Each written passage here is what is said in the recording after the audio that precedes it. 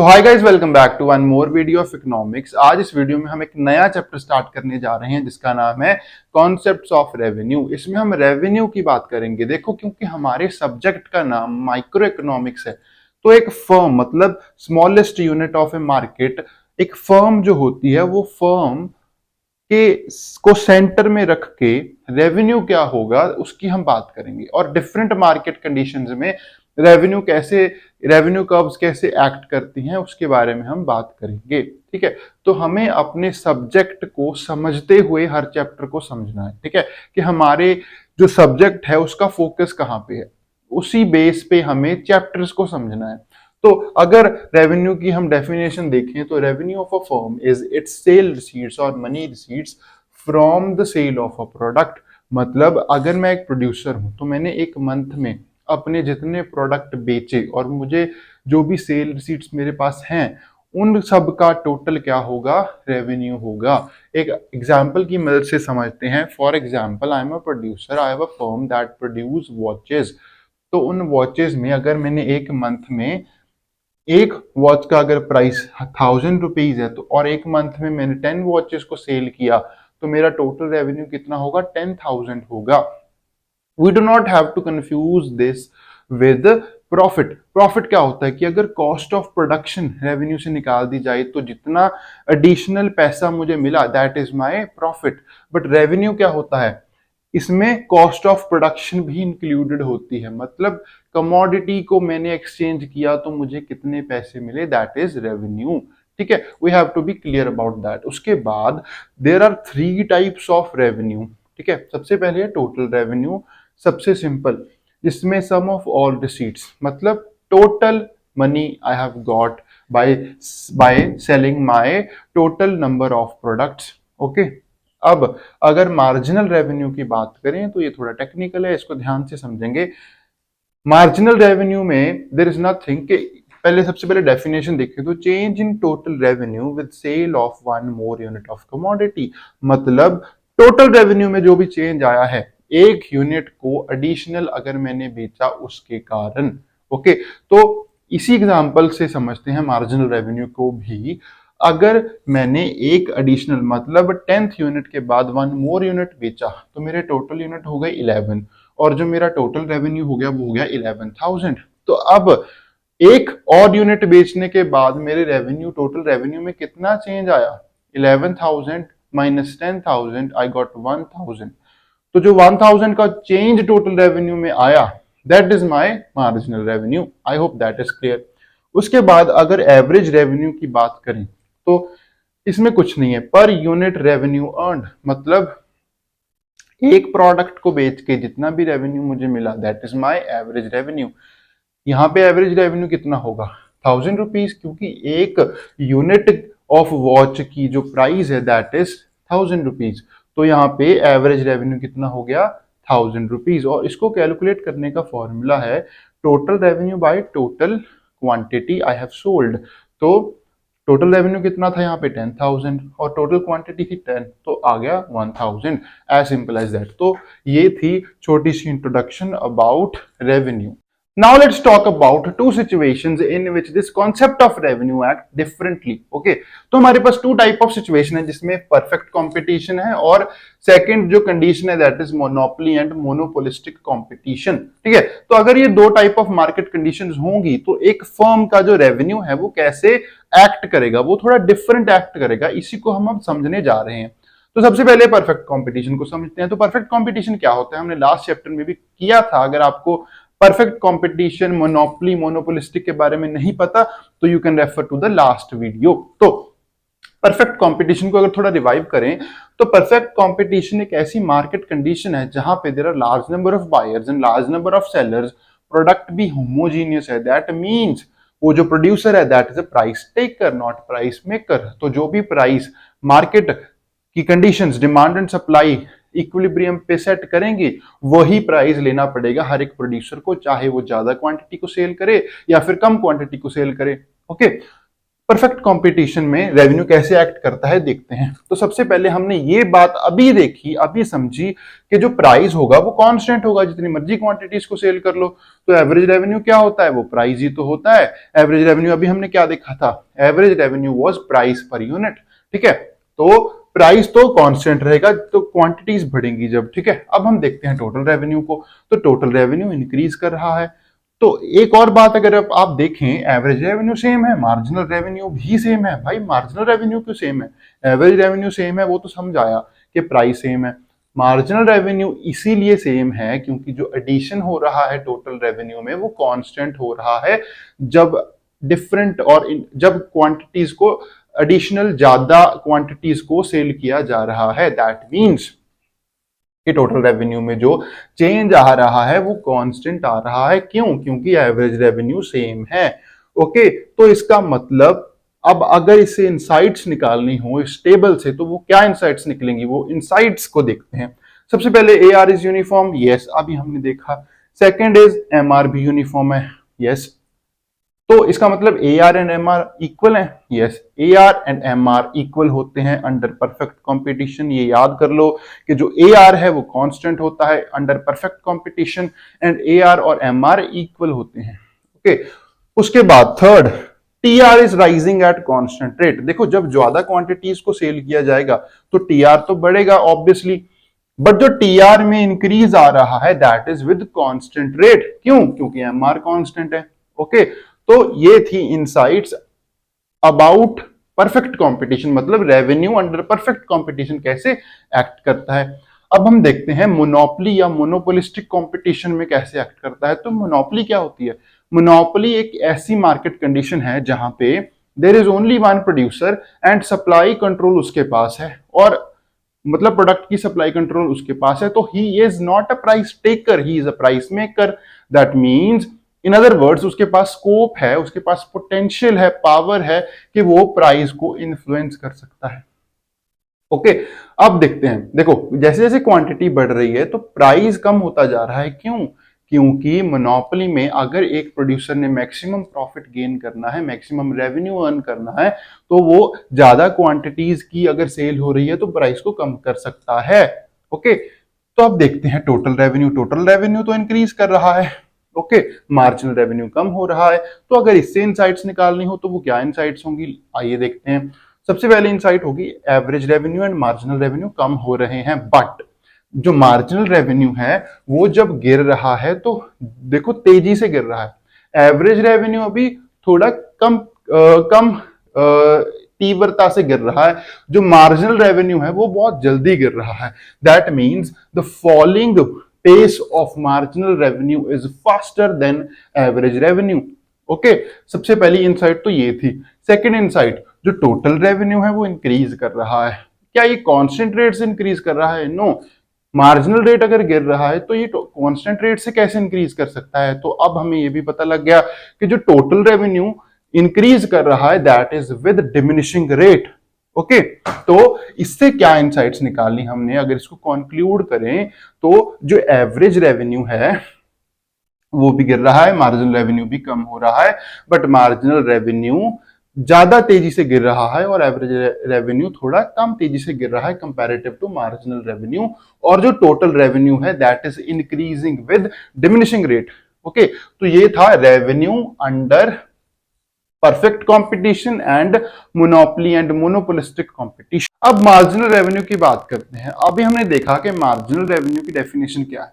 Marginal revenue is change in total revenue when one more और less unit is sold. Okay, तो अब marginal revenue को अगर हम और देखें तो क्या मार्जिनल रेवेन्यू जीरो हो सकता है, और अगर जीरो हो सकता है तो क्या वो नेगेटिव हो सकता है, आइए देखते हैं। ओके, अगर हो सकता है तो कौन सी सिचुएशन में हो सकता है। सबसे पहले एक हमने सिचुएशन ली जहां पे आउटपुट बढ़ रही है जैसे, तो जो प्राइस है वो कम हो रहा है। That means it is not a perfect competition situation. तो या तो ये मोनोपोली है या फिर ये मोनोपोलिस्टिक कंपटीशन है। ओके, क्योंकि उसी मार्केट में जो प्राइस है वो कम होता है जब क्वांटिटी बढ़ाई जाती है। ठीक है, तो ये बात आपको अब याद हो जानी चाहिए। उसके बाद टोटल रेवेन्यू इज इंक्रीजिंग, यहां तक भी कोई प्रॉब्लम नहीं है। अब मार्जिनल रेवेन्यू को देखते हैं। मार्जिनल रेवेन्यू सबसे पहले 100 ऐड हुआ टोटल रेवेन्यू में, उसके बाद 60, फिर हुआ 0 और फिर -10। That means marginal revenue can B 0 और नेगेटिव। बट कौन सी सिचुएशन में? उसी सिचुएशन में जब प्राइस कम हो रहा हो और कम होता होता इतना कम हो जाए कि जो टोटल रेवेन्यू अपनी करंट सिचुएशन है उससे भी नीचे आ जाए। ठीक है, यहाँ पे 160 था तो एवरेज रेवेन्यू इतना कम हो गया, प्राइस इतना कम हो गया कि वो यहाँ पे उसने मेंटेन कर लिया अपनी सिचुएशन, बट उसके बाद और कम हुआ जब, तो वो अपनी करंट सिचुएशन से, करंट प्राइस से, करंट अमाउंट से भी नीचे गिर गया और 150 पे आ गया। इसका मतलब अगर हमने यहाँ इससे इंसाइट्स निकालनी हो तो वो क्या होंगी? सबसे पहले marginal revenue can B 0 only if AR is falling. मतलब मार्जिनल रेवेन्यू 0 और नेगेटिव तभी हो सकता है अगर मोनोपोली है या फिर मोनोपोलिस्टिक कंपटीशन है। दैट मींस अगर एआर फॉल कर रहा है और वो फॉल करता करता इतना नीचे गिर जाए कि टोटल रेवेन्यू अपनी करंट अमाउंट को मैनेज ना कर पाए। ओके, उसके बाद व्हेन एमआर इज नेगेटिव, यहां पे आना था कि अगर एमआर इज फॉलिंग, मतलब अगर मार्जिनल रेवेन्यू फॉल कर रहा है तो that means TR is increasing at diminishing rate. जो अभी तक हम लास्ट चैप्टर्स में भी देखते आए हैं, अब भी हम देख रहे हैं कि जब भी मार्जिनल रेवेन्यू फॉल करता है, जब भी मार्जिनल रेवेन्यू फॉल करता है दैट मींस टीआर इंक्रीज तो कर रहा है बट वो डिमिनिशिंग रेट से इंक्रीज कर रहा है। Okay, that was second insight. अब थर्ड इनसाइट की अगर बात करें तो when MR is equal to 0 TR is at maximum. मतलब जब एमआर 0 हो जाएगा तो यहां पे ये पीक पॉइंट होगा टोटल रेवेन्यू का। क्यों? क्योंकि इसके बाद उसमें कुछ भी ऐड, इस पॉइंट पे उसमें कुछ भी ऐड नहीं हुआ तो उसने मेंटेन कर ली अपनी करंट अमाउंट। बट उसके बाद देखो last insight, when MR turns negative, अगर मार्जिनल रेवेन्यू नेगेटिव हो जाए, अगर मार्जिनल रेवेन्यू नेगेटिव हो गया तो जो टोटल रेवेन्यू है वो अब अपनी पीक से नीचे गिरने लग जाएगा। So that means 160 was the peak, अब 150 पे आ गया। तो जो हमारा क्वेश्चन था, कैन एमआर बी 0 और negative? Yes, marginal revenue can be 0 or negative, but in the case when there is monopoly या फिर monopolistic competition and AR fall इतना कर जाए कि ये टोटल रेवेन्यू पीक पे जाए पहले और फिर वो नीचे गिरने लग जाए। ये बात आपको अगर इसमें कुछ इंपॉर्टेंट याद रखना है तो जब MR 0 होगा that will be the peak of total revenue, और जब MR नेगेटिव होगा तो टोटल रेवेन्यू फॉल करने लग जाएगा। Okay, now let's have a look at marginal revenue, average revenue and total revenue curve. Okay, diagrammatically graph के form में समझने की कोशिश करते हैं कि जिसको हमने अभी डेफिनेशन के रूप में पढ़ा है वो कर्व होगी तो वो कैसे एक्ट करेगी। तो सबसे पहले हमारे पास एक ग्राफ है जिसमें ऊपर है टोटल रेवेन्यू कर्व और नीचे है average revenue and marginal revenue curves. तो जो एवरेज रेवेन्यू कर्व है that is falling, marginal revenue curve is also falling. That means it indicates के this is a monopolistic या फिर monopoly competition. अब देखो AR is falling, MR is falling, but MR is falling faster क्योंकि वो उसके under है। ठीक है, क्योंकि जब भी ये दोनों स्ट्रेट लाइंस होती हैं, ये वाला एरिया और ये वाला एरिया, अगर इसको मैं A लिखूं, B और C, तो AB will always be equal to BC। Okay, तो AB will always be equal to BC, तो दैट मीन्स कि जो मार्जिनल रेवेन्यू फॉल कर रहा है that is falling faster twice, क्योंकि ये twice as steeper as average revenue है, तो that means it is falling faster. और क्या इनसाइट्स हम यहां से निकाल सकते हैं? ठीक है, देखो जब मार्जिनल रेवेन्यू 0 हो गया तो जो टोटल रेवेन्यू है वो अपनी पीक पे है, क्योंकि अब उसमें कुछ भी ऐड नहीं हो रहा तो वो अपना पीक पॉइंट यहां पर उसको मिल जाता है। उसके बाद जब मार्जिनल रेवेन्यू नेगेटिव हो जाता है then total revenue start falling. Okay, उसके बाद अगर हम और देखें तो marginal revenue can be negative और 0, but average revenue can not be negative, it will always be positive. और when average revenue will be 0 then total revenue will also be 0। Okay, एक तो हमें ये डायग्राम देखते ही पता लग गया कि this is not a perfect competition but monopoly और मोनोपोलिस्टिक कंपटीशन।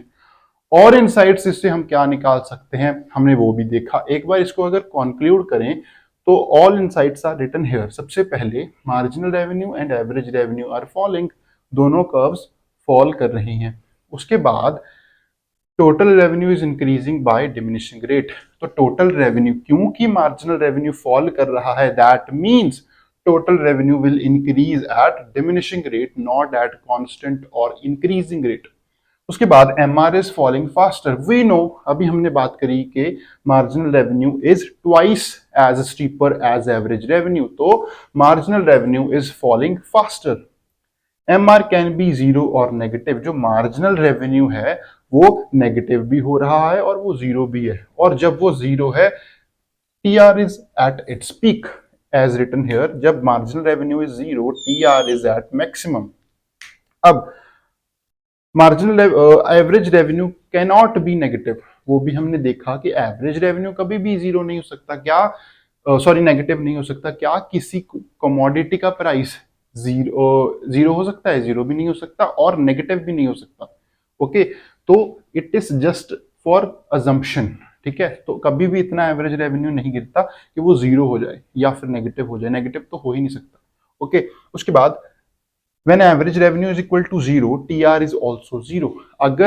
अगर हम थियोरेटिकली बात करें एवरेज रेवेन्यू जीरो हो जाए तो total revenue will also be zero. So this was marginal revenue, total revenue and average revenue curves. तो ये कर्व्स की जो शेप है, नेचर है, ये आपको याद रखना है। अब तक हम देख चुके हैं टोटल रेवेन्यू, मार्जिनल रेवेन्यू और एवरेज रेवेन्यू को, और वो डिफरेंट मार्केट में कैसे एक्ट करते हैं ये भी हमने देख लिया है।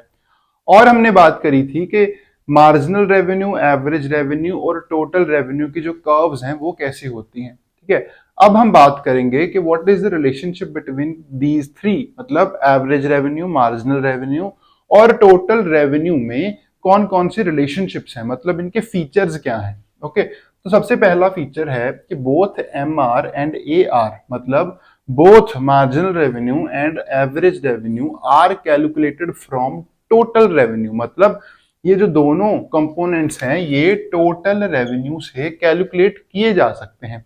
ठीक है, कैसे, उसके लिए एक टेबल बनाया मैंने, इसमें से देखते हैं। तो अगर मेरे पास टोटल रेवेन्यू हो तो क्या मैं एवरेज रेवेन्यू निकाल सकता हूं?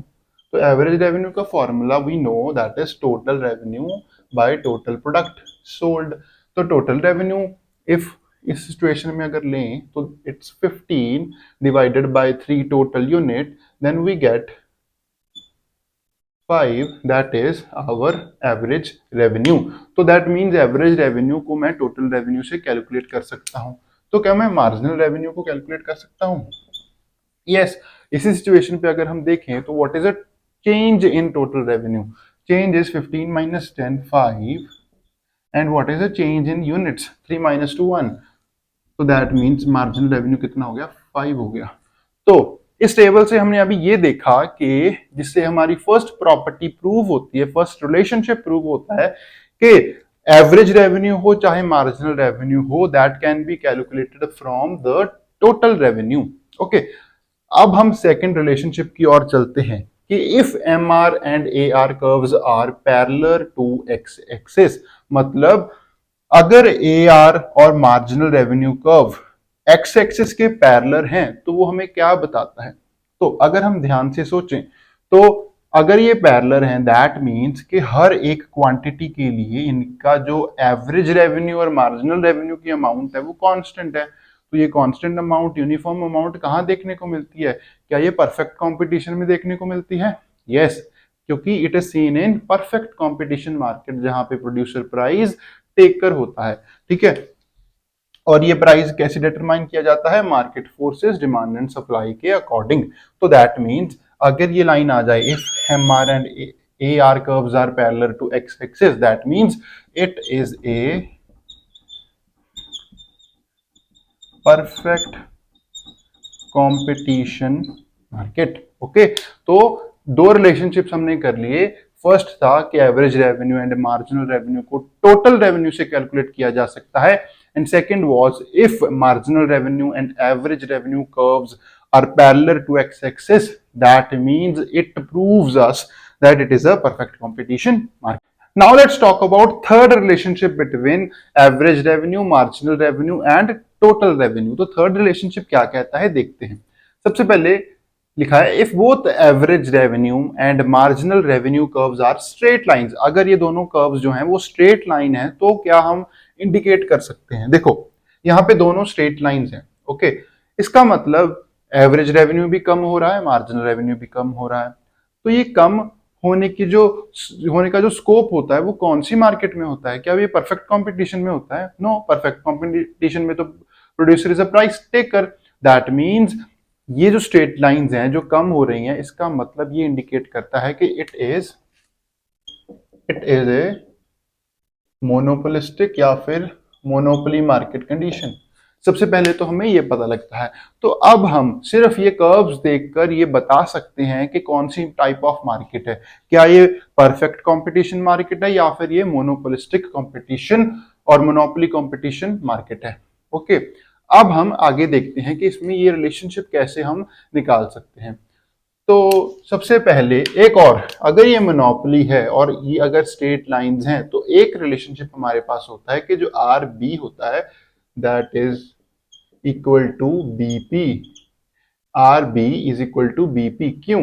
क्योंकि अगर ये स्ट्रेट लाइंस हैं तो जो मार्जिनल रेवेन्यू जो फॉल कर रही है it will be twice as steeper as average revenue. ये मैथमेटिकल फैक्ट है. इसमें आप इसके लॉजिकल सॉल्यूशन के और ना जाइए, सिर्फ आपको ये याद रखना है कि R B is equal to BP क्योंकि जो मार्जिनल रेवेन्यू है it is falling as twice steeper as average revenue. Okay, ये हमेशा ऐसे ही होता है जब ये स्ट्रेट लाइंस होगी. ओके, तो ये दो चीजें तो हमें यहां से पता लगी जो हम कंक्लूड कर सकते हैं सिर्फ ग्राफ को देखकर अगर ये स्ट्रेट लाइन है.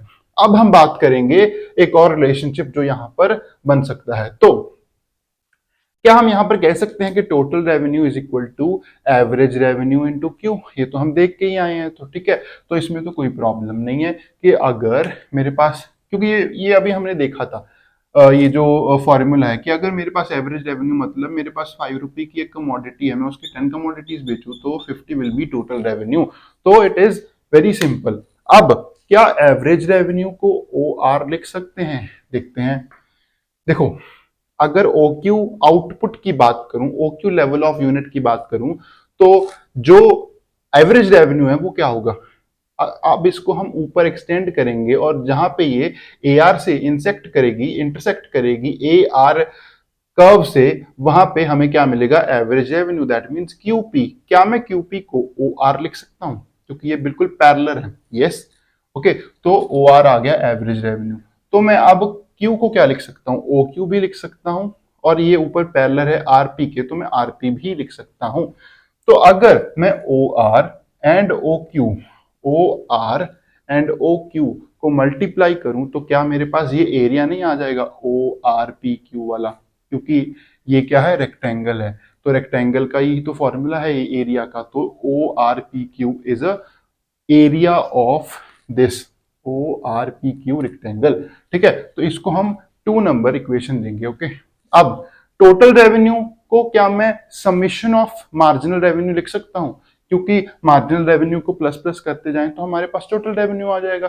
तो यहां पे मार्जिनल रेवेन्यू को क्या मैं लिख सकता हूं, जो समेशन ऑफ मार्जिनल रेवेन्यू है क्या मैं उसको ORBN लिख सकता हूं, OCNQ लिख सकता हूं. देखो, मार्जिनल रेवेन्यू कर्व ये है हमारे पास, और अगर इस क्वांटिटी लेवल की बात करें तो इसको अगर यहाँ पे एक्सटेंड करें तो ये जो एरिया बनेगा OCNQ, यही तो है मेरा टोटल रेवेन्यू. तो यस, इसको मैं इक्वेशन 1 दे देता हूँ. अगर इन दोनों को हम इक्वेट करें तो हमारे पास ये आ जाएगा कि ये दोनों इक्वेशंस इक्वल हैं, क्योंकि ये भी टोटल रेवेन्यू इंडिकेट कर रही है, ये भी टोटल रेवेन्यू इंडिकेट कर रही है. तो that means OCNQ is equal to ORPQ. तो हम यहाँ पे ये इंडिकेट कर सकते हैं कि OCNQ वाला एरिया किसके इक्वल है, ये किसके इक्वल है, ORPQ के इक्वल है. ओके, ये आपको ध्यान रखना है. That was our third relationship between total revenue, average revenue and marginal revenue.